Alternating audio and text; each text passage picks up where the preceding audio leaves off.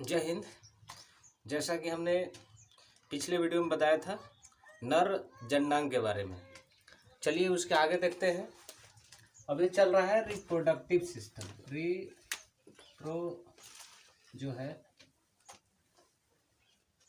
Productive system. यहाँ पर देखेंगे प्रजनन प्रणाली या तंत्र, इसे हम लोग कहेंगे। यहाँ पर हम लोगों ने देखा कि नर जननांग, ठीक है, ये जो हो गए इसको हम लोग बोलेंगे मेल ऑर्गन्स। तो यहाँ पर हम लोग देखेंगे कि मेल ऑर्गन में बताए थे कि ये 3 इसके हिस्से हो गए। पहला तो शुक्राणु हो गया, दूसरा जो है शुक्राणु नलिका हो गया, तीसरा जो हम लोग देखेंगे तो वृषण, और वृषण की संख्या 2 होता है, ये हो गया। फिर इसके बाद हमने आपको बताया कि कैसे जो है यहाँ पर जो है इसके जो 3 हिस्से होते हैं, ये वाला जो है गया टेस्टिस हो गया, और ये जो है पेनिस हो गया, और यहाँ पर जो है वैस डिफरेंस होता है, वैस डिफरेंस। अब यहाँ पर देखेंगे तो ये 3 अलग अलग हिस्से हो गए। यहीं पर जो है यहाँ पर प्रोस्टेट ग्लैंड पाया जाता है। प्रोस्टेट ग्लैंड यहाँ पर हम लोग देखेंगे, जैसे कि हमने पिछले वीडियो में बताया था कि ये हमारे हो गए, मान लीजिए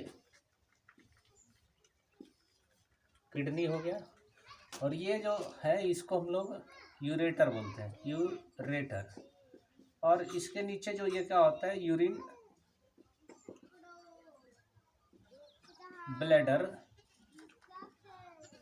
और इसके नीचे जो होता है यूरेथ्रा। तो जो पेशाब होता है यूरिन ब्लैडर इसमें यानी मूत्राशय में जमा होता है और यूरेथ्रा के माध्यम से बाहर आता है। ये जो है जो यूरेथ्रा वाला जो है ये क्या होता है, ये जो है यहीं पर जो क्या होता है प्रोस्टेट ग्रंथि,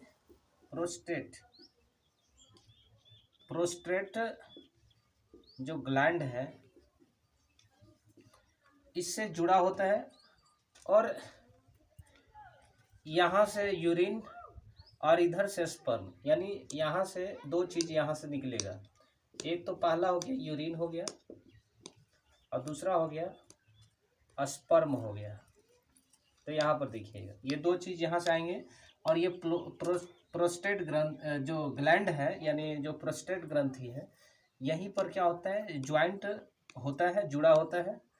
और इधर से अगर मान लीजिए जब पेशाब का स्थिति में हम लोग इसके थ्रू यहाँ पेशाब बाहर आएगा, और जब स्पर्म का जो है यहाँ से जो है वैस डिफरेंस होते हुए पेनिस के रास्ते ये बाहर निकलता है। तो आगे हम लोग देखते हैं, तो ये जो यूरिन ब्लैडर यहीं पर पेशाब जमा होता है, ये नीचे यहाँ से होकर प्रोस्टेट ग्रंथि जो क्या करता है इसको नियंत्रित करता है, और यहाँ से पेनिस के थ्रू 2 चीज़ होगा, यूरिन और स्पर्म बाहर आता है। फिर इसके बाद देखिएगा हम लोग देखेंगे यहाँ पर कि जो मेल है, मेल में 2 हार्मोन निकलते हैं। एक होता है एंड्रोजन हार्मोन हो गया, और दूसरा हो जाता है टेस्टोस्टेरोन हार्मोन। एंड्रोजन हार्मोन और टेस्टोस्टेरोन हार्मोन। यहाँ पर देखिएगा जो एंड्रोजन हार्मोन है तो इसका जो पहला हम लोग देखेंगे संश्लेषण होता है। संश्लेषण का मतलब निर्माण। यहाँ से क्या होता है तो बेसिकली जो इसका किस का निर्माण में इसका एंड्रोजन हार्मोन का योगदान होता है। तो इसमें देखिएगा ब्रेशन हो गया, दूसरा अंडाशय हो गया, अंडाशय, और तीसरा हम लोग बात करते हैं तो जो है अधिवृक्क। अधिवृक्क ग्रंथि के निर्माण में एंड्रोजन हार्मोन का योगदान होता है। इसके बाद हम लोग देखेंगे कि एंड्रोजन हार्मोन से क्या चीज़ डेवलपमेंट होता है, विकास क्या होता है। तो सेकेंड हम लोग देखेंगे तो यहाँ पर देखिएगा तो जो क्या होता है यौन का भ्रूणीय विकास होता है, और दूसरा जो होता है माध्यमिक जो होता है माध्यमिक यौन का डेवलपमेंट होता है। ये क्या है तो माध्यमिक यौन यानी जो हम लोग बोलते हैं कि सेकेंडरी जो है सेकेंडरी सेक्सुअल कैरेक्टर तो इसमें एंड्रोजन का योगदान होता है। आगे हम लोग देखेंगे कि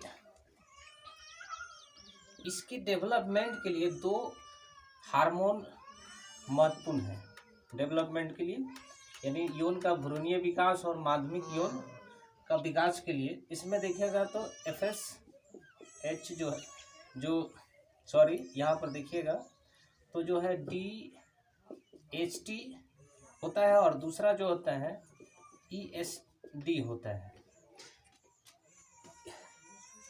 यहाँ पर देखेंगे तो ये जो क्या होता है कि डाई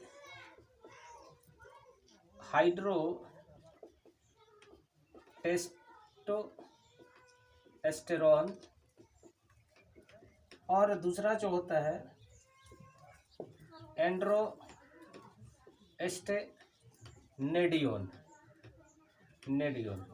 ये इसके विकास में महत्वपूर्ण योगदान होता है। जिस वजह से यहाँ पर आप देखिएगा ये दोनों की वजह से जो है क्या होता है तो इसमें लिंग का निर्धारण, दूसरा जो हो गया इसकी वजह से यानी DHT और जो ESD होता है इसके वजह से लिंग का निर्धारण हो गया।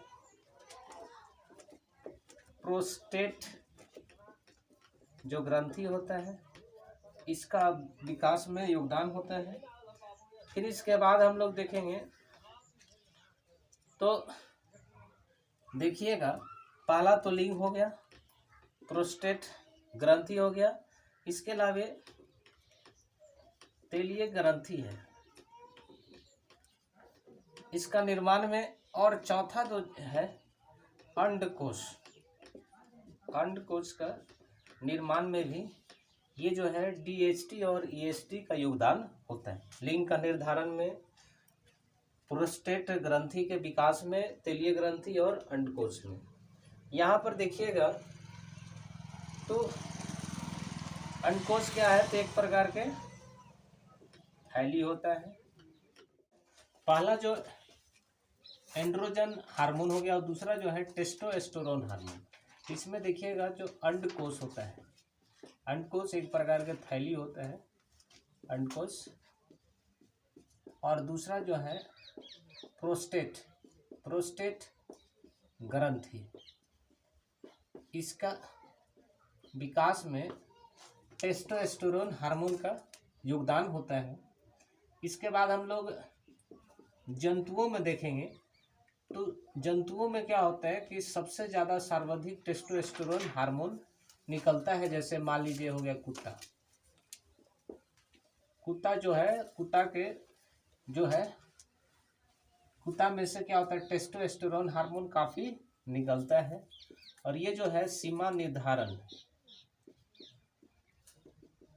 है करने का काम करता है। मान लीजिए सपोज कोई व्यक्ति साइकिल वगैरह हो गया, स्कूटी वगैरह लगाया है, तो जो क्या होता है, कुत्ता जो होता है टेस्टोस्टेरोन जो हार्मोन क्या होता है स्कूटी या साइकिल पर छोड़ देता है।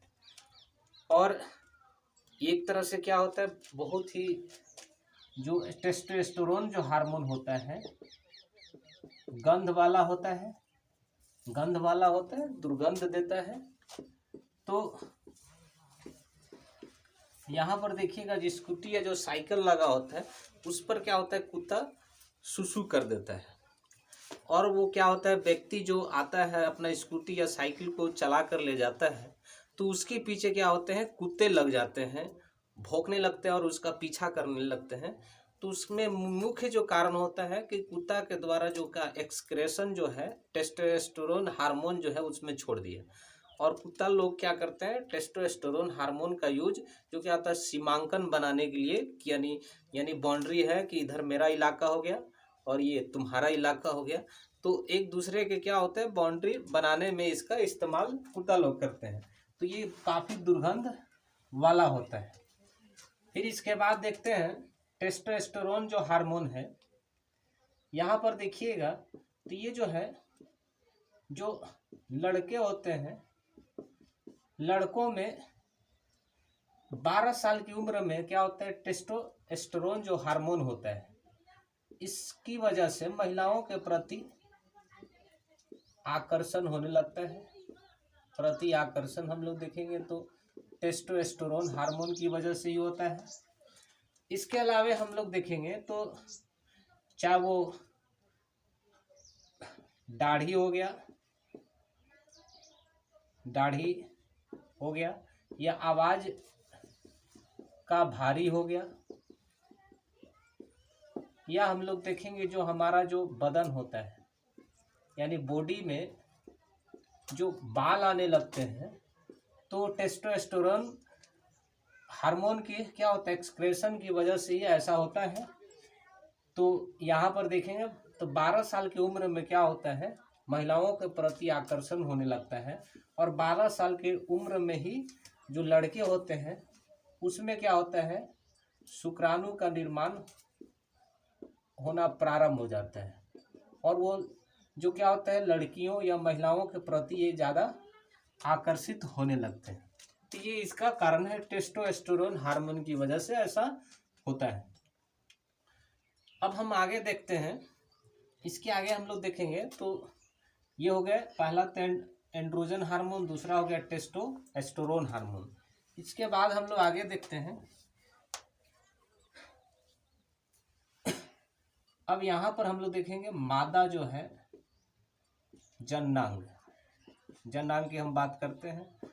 फीमेल ऑर्गन्स यहाँ पर देखेंगे तो आप देखिएगा इसके भी 3 महत्वपूर्ण जो अंग होते हैं। पहला इसमें हम बताएं कि जो पहला जो है अंडाशय हो गया, दूसरा जो होता है गर्भाशय और तीसरा जो होता है फैलोपियन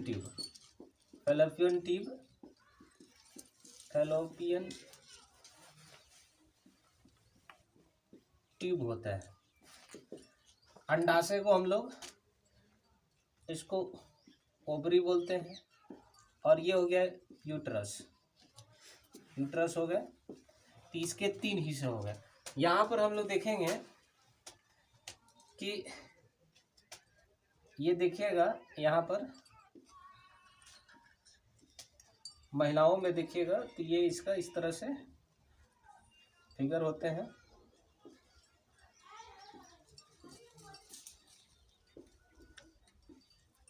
यहाँ पर देखिएगा ये इसके हिस्से हो गए। तो यहाँ पर देखिएगा अंडाशय जो होता है ये वाला हिस्सा अंडाशय होता है और इसी अंडाशय के अंदर में एग का निर्माण होता है। एग यहीं पर अंडाशय के अंदर से ही एग का निर्माण होता है और यहीं से एग क्या होता है बाहर निकलता है। ये वाला देखेंगे, ये वाला जो किनारा है ये जो है फैलोपियन ट्यूब है। ये जो नली टाइप का है फैलोपियन ट्यूब होता है। और यहाँ बीच में जो है ये हो गया यूट्रस हो गया, यूट्रस हो गया। इसके 3 हिस्से मुख्य हो गए। फिर नीचे यहाँ पर देखिएगा तो नीचे वाला जो हिस्सा है इसको हम लोग वाजाइना बोलते हैं। जो योनि होता है इसके थ्रू क्या होता है, जो पेनिस होता है इंटर करता है। यहाँ पर आगे देखिएगा तो ये होता है, यहाँ पर सर्विक्स होता है, सर्विक्स, और सर्विक्स के ऊपर होता है यूट्रस होता है।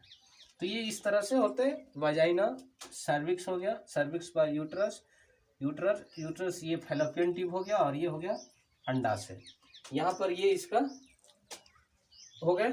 अब यहाँ पर आगे हम लोग देखते हैं तो देखिएगा कि यहाँ पर तो ये इसके मुख्य हिस्से हम लोग देख लिए। इसके आगे हम लोग देखेंगे तो इसमें क्या होता है कि फैलोपियन ट्यूब जो होता है, पहले तो यहाँ पर देखिएगा अंडाशय हो गया, अंडाशय से अंडा निकलता है। तो महिलाओं में एक क्या होता है, माहवारी, माहवारी या इसी को हम लोग मासिक धर्म बोलते हैं, मासिक धर्म, या इसी को एमसी बोला जाता है। और ये माहवारी जो क्या होता है 28 दिनों में होता है। और इसकी जो क्या होता है माहवारी में 4 इसका चरण फेज होते हैं। फेज की बात करते हैं, 1, 2 हो गया, 3 और 4। और ये जो 4 फेज होते हैं 7-7 दिन का होता है, 7-7 दिन का होता है। और यहाँ पर हम देखेंगे तो 4 फेज में क्या होता है, माहवारी होता है। तो जो शुरुआत वाला जो फेज होता है इसमें यहाँ पर देखिएगा फर्स्ट फेज हो गया, पहला जो फेज है, यानी माहवारी के हम लोग कह सकते हैं माहवारी के जो पहला सप्ताह हो गया, और जो आखिरी सप्ताह है, पहला और आखिरी सप्ताह जो होता है सप्ताह, इस दौरान जो क्या होता है फर्टिलाइजेशन होगा, यानी निषेचन की क्रिया होगा, निषेचन की क्रिया होगा। तो यहाँ पर देखिएगा तो यहाँ पर क्या होगा, निषेचन क्रिया के थ्रू ये क्या होता है, ये जाइगोट का निर्माण नहीं करेगा। क्यों? तो उसका कारण है कि यहाँ पर क्या होता है, जो फर्स्ट स्टेज में जो होता है मासिक धर्म के पहला अवस्था जो होता है, ये क्या होता है अपरिपक्व, परिपक्व अंडा होता है, अपरिपक्व अंडा हो गया। और जो आखिरी वाला जो स्टेज होता है, सप्ताह जो होता है, ये क्या होता है खराब अंडे हो जाते हैं, खराब अंडा। तो यहाँ पर देखिएगा तो पहला जो फेज है और जो आखिरी फेज है इसके बीच में अगर निषेचन होता है, फर्टिलाइजेशन होता है, तो जो है उस महिला के गर्भ में बच्चे होने की संभावना न के बराबर होती, क्योंकि अपरिपक्व होता है और आखिरी स्टेज में क्या होते हैं अंडे खराब हो जाते हैं। तो क्या होता है, जो प्रेगनेंसी की बात करते हैं, प्रेगनेंसी यानी गर्भधारण, गर्भधारण के लिए जो उचित जो समय होता है दूसरे से तीसरे सप्ताह के बीच में सबसे अच्छा बेहतर होता है। लेकिन क्या होता है कि जो लड़कियां जो होती हैं बिना शादीशुदा का जो होती है वो क्या करती है, तो उस स्थिति में वो क्या होता है किसी जो पुरुष के साथ क्या होता है रिलेशन में नहीं होता है।